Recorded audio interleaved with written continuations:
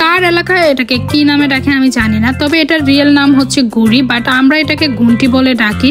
So যদিও আজকে আমি গুড়ি বলেই সম্বোধন করব, কার এলাকায় কি নামে ডাকে অফকোর্স কমেন্ট করে জানাবেন।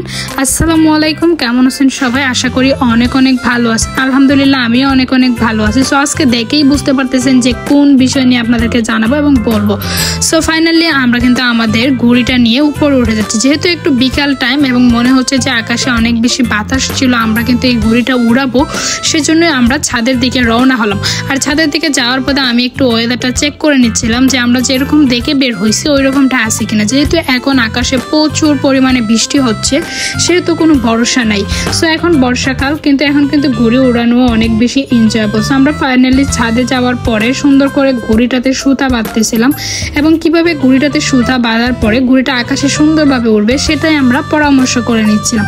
কিন্তু আমাদের ঘুড়িটা কিন্তু অনেক সুন্দর। আমরা একটা রূপচাঁদা মাছের উপরে টাইগার প্রিন্টের ঘুড়িটা নিয়েছিলাম, যাতে করে এটা দেখতে অনেক বেশি সুন্দর দেখা যায়, এটা উড়ার পরে কিন্তু আরও বেশি সুন্দর দেখা যায়। সো যাই হোক, আমরা দুজনে মিলে সুন্দর করে প্ল্যানিং করে সুতাগুলো বাঁধতেছিলাম, যাতে করে সুতার ঘুড়িটা একদম ছিঁড়েও না যায় এবং অনেক উপরে উঠে যায়।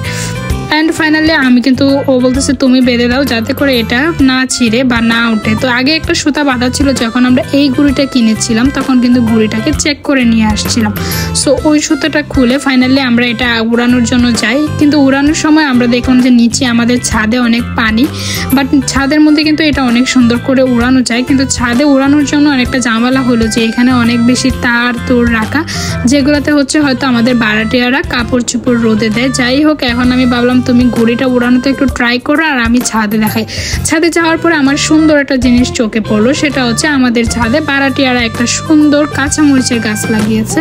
এখানে দেখেন কত সুন্দর কাঁচামরিচ হয়েছে, আর এই মরিচটা দেখতেও কিন্তু অনেক ভালো সুন্দর হয়েছে।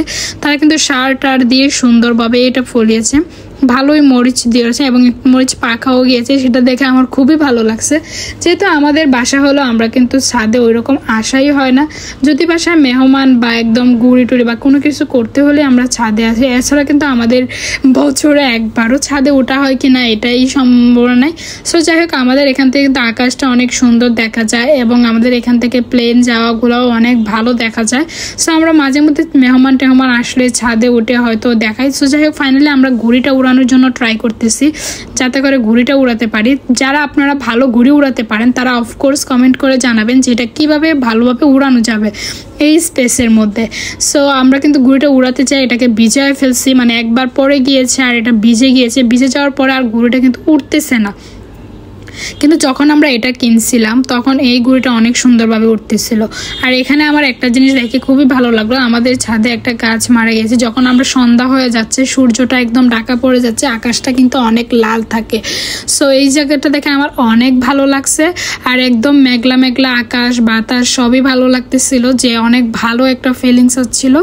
যাই হোক, আমরা এটা উড়াতে পারি না এবং অন্ধকার নেমে আসছে, সেই জন্য আমরা এখন চলে যাচ্ছি।